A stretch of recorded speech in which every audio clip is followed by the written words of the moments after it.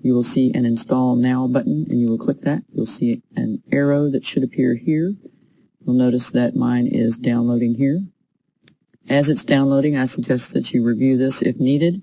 Read this material right here, and then potentially read this area right here. Once this is downloaded, you will be installing this, and there are some brief instructions here that will help you out.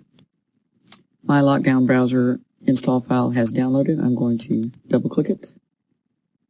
You may notice that it goes through the Lockdown Browser setup. This may take a short time or a little bit longer, depending on your computer. I'll choose the setup language, click Next. It'll go through the install process. I'll need to click Accept and then Next. After the install is complete, you will click Finish.